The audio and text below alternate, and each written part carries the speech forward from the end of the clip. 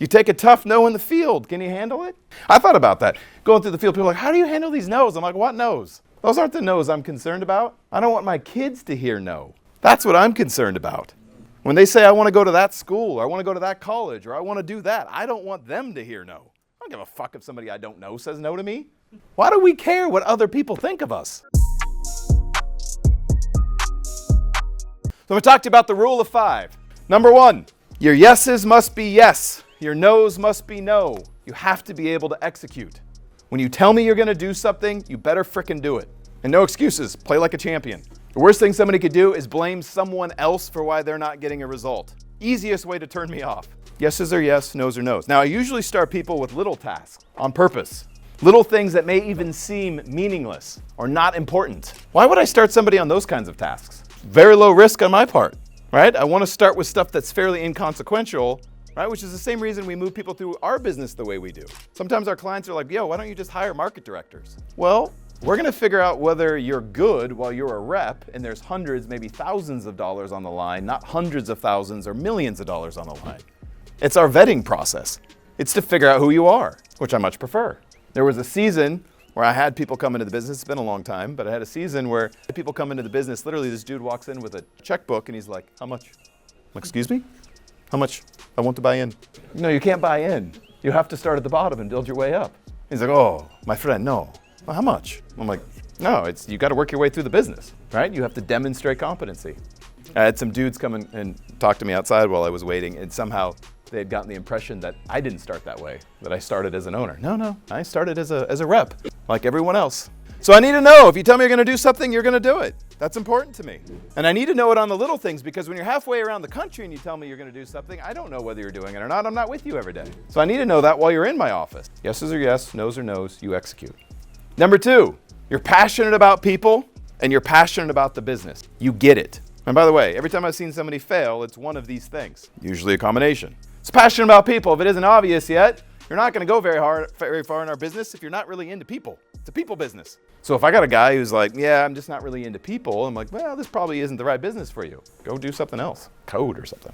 By the way, businesses that aren't related to people are tremendously vulnerable right now because we're creating solutions that don't involve them, which is going to put even more and more of a premium on human touch, which we're already seeing, which is why our business is primed for explosive growth. I think we're just beginning because companies are going to pay more and more for human touch. When was the last time you went into a restaurant or any kind of customer-facing place and was impressed by the customer service?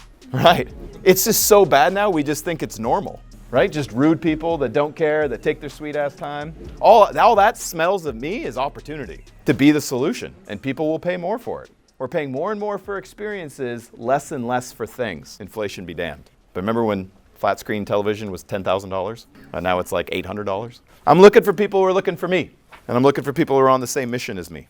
And when you get there, by the way, if you do that in your personal life, you're like, what took me so long? Why am I trying to convince people? When you just start aligning yourself with people that are on the same mission, the whole game changes. And it's a hell of a lot more fun. You know how many of us are carrying deadbeat friends and family along with us? Like, come with me, come with me. How often does that turn into us getting dragged backwards? Number 3, I need to know that they can handle failure. Failure is just part of the process. You are going to fail your way to success, right? As I pointed out, comeback manager of the year. What does that indicate? Well, I got my ass kicked. That's what that means. It's not failure that's going to screw you up. It's your inability to respond to it. You'll have a tough season. Tough seasons happen. How do you handle a tough season? I want to see what happens when somebody loses their main guy. What happens when somebody loses their whole team? What happens when somebody doesn't have a paycheck or has a very small paycheck for a week, 2 weeks, a month? I took myself off my payroll for 6 months. My business bank account got down to negative $187. My hub at the time was like, baby doll, I don't think this is very good. I'm like, yeah, no, it's not. Thank you, Lisa. That was very encouraging. Can you respond to that? How do you respond to that? You take a tough no in the field. Can you handle it? I thought about that. Going through the field, people are like, how do you handle these no's? I'm like, what no's? Those aren't the no's I'm concerned about. I don't want my kids to hear no. That's what I'm concerned about. When they say I want to go to that school, or I want to go to that college, or I want to do that, I don't want them to hear no. I don't give a fuck if somebody I don't know says no to me. Why do we care what other people think of us? Humans. Very silly. Okay, that's the quick 1 on 3. Number 4, leaders are readers. Don't be a baby bird. Make sure you know how to get information for yourself. I don't want anyone to believe anything I say because I'm the one saying it. The only way I want you to believe anything I'm saying is because you know it to be true for yourself, which means you have done the work. Now, if you need to borrow from me for a little bit, go for it. But your work then is to take what I'm sharing and go test it for yourself. Does it work for you? Make sense? Who in here appeals to their first grade or kindergarten teacher why 2 + 2 = 4? Anybody say that? Anybody go, 2 + 2 = 4, and I know it's true because Mrs. Oltz told me so? Why don't you say that? Why don't you say, well, it's because of Mrs. Oltz that 2 + 2 = 4? Because you can do the math. Math is math. You know it for yourself. Do you see the difference? Now, in short seasons while we're doing the work, we may need to trust our coaches, our mentors, the people training us. But at the end of the day, if you believe something, not because you know it to be true, but because if somebody else knows it, you don't get it. You haven't integrated. You haven't done the work. Humans, hilarity. So that's baby bird. Baby bird, to give you the visual on this, sits in the nest. Mom and dad go get the food. They literally eat the food. They pre-digest the food, and then they puke the food into baby bird's mouth.